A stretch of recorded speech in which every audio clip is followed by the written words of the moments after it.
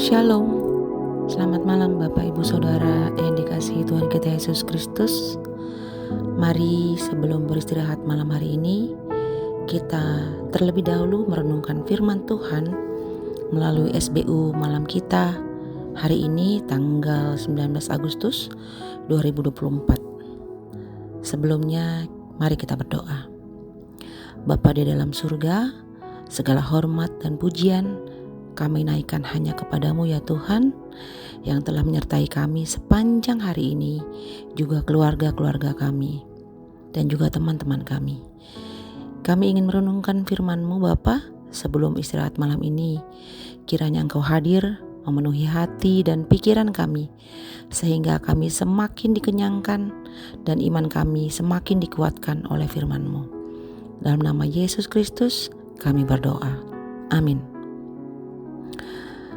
Bacaan kita malam ini terambil dari Roma pasal 6 ayatnya yang ke-19 yang menyatakan, dalam bahasa sederhana, aku mengatakan hal ini karena kelemahan kamu sebagai manusia.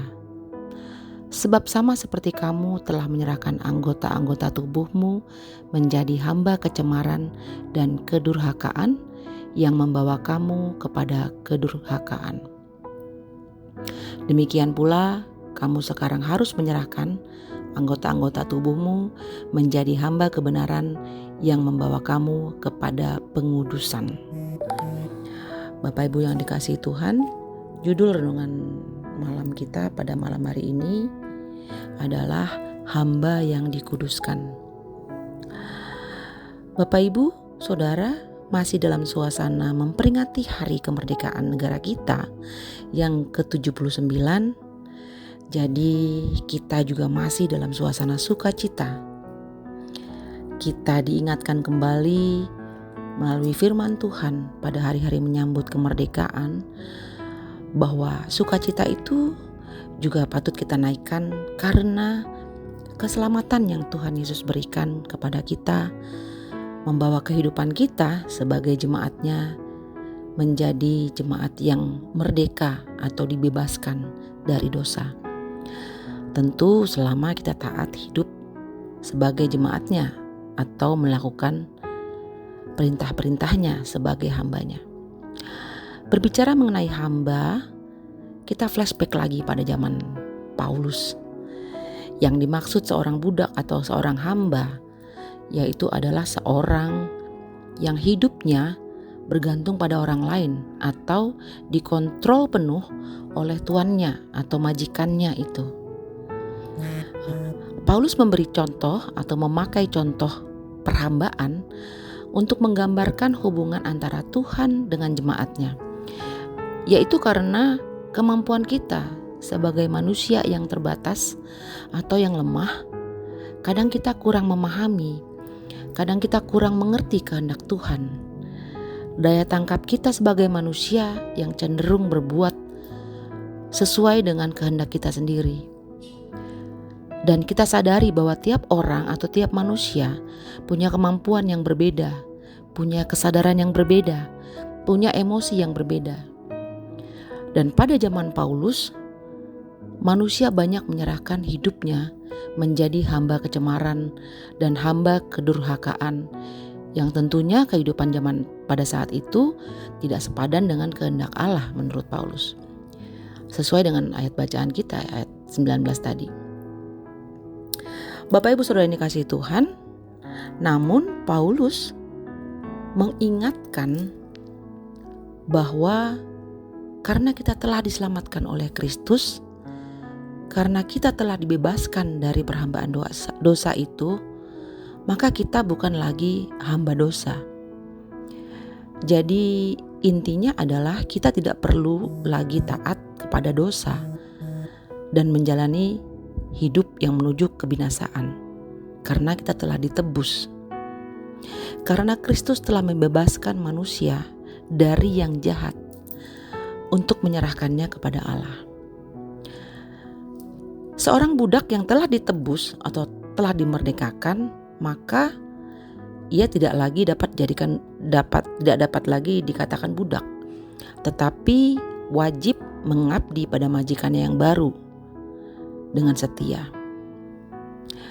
Kristus telah menebus kita dengan harga darahnya sendiri dan telah memerdekakan kita serta memanggil kita untuk kebebasan.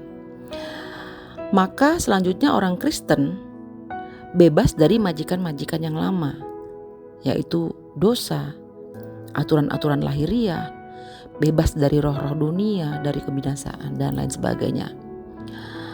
Maka tidak bolehlah orang Kristen kembali menjadi budak mereka tadi, budak majikan-majikan yang lama, karena kita telah menjadi merdeka. Tetapi kemerdekaan itu tidaklah sama dengan berbuat semau-maunya, mentang-mentang merdeka. Kemerdekaan itu tidak lain kecuali mengabdi kepada majikan kita yang baru, yaitu Allah yang telah menebus kita, karena kita telah ditebus. Sebab orang beriman telah menjadi milik Allah, dan untuk Dialah orang Kristen hidup dan mati. Dan orang Kristen mengabdi kepada majikan yang baru oleh karena ketaatan iman dan demi untuk kebenaran dan kekudusan. Dikatakan di 1 Petrus 1 ayat 16a, kuduslah kamu sebab aku kudus. Maka Bapak Ibu Saudara yang dikasihi Tuhan, secara singkat melalui renungan kita malam ini, kita refleksikan dengan kehidupan kita. Apakah kita, seperti ayat bacaan kita tadi, sudah menggunakan anggota-anggota tubuh kita hanya untuk menjalankan kehendak Tuhan, tidak diberhambakan oleh majikan-majikan yang lama, tapi kita sudah ditebus oleh majikan kita yang baru, yaitu Tuhan kita Yesus Kristus. Dan selayaknya kita selalu bersyukur dan memuji namanya melalui kehidupan kita. Kita harus menjadi hamba yang melayani majikan kita atau Tuhan kita dengan setia. Dan yang terpenting adalah kita harus sadar sebagai manusia yang berbeda, sebagai manusia yang penuh dengan kelemahan. Masing-masing kita berbeda, daya tangkap kita, kesadaran kita, emosi kita.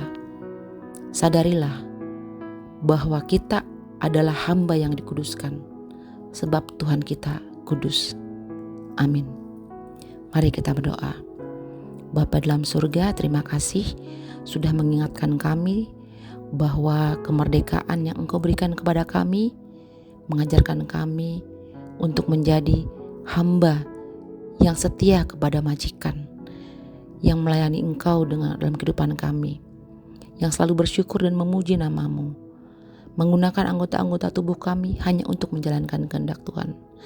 Ajarkan kami Tuhan, juga seluruh keluarga kami, untuk selalu mengingat ini dan melaksanakannya dalam kehidupan kami sehari-hari. Terima kasih Bapa, kami menyerahkan kehidupan kami dan malam hari ini hanya ke dalam tangan pengasihan-Mu. Dalam nama Yesus Kristus, kami bersyukur dan berdoa. Amin. Selamat malam Bapak Ibu Saudara, Tuhan Yesus memberkati.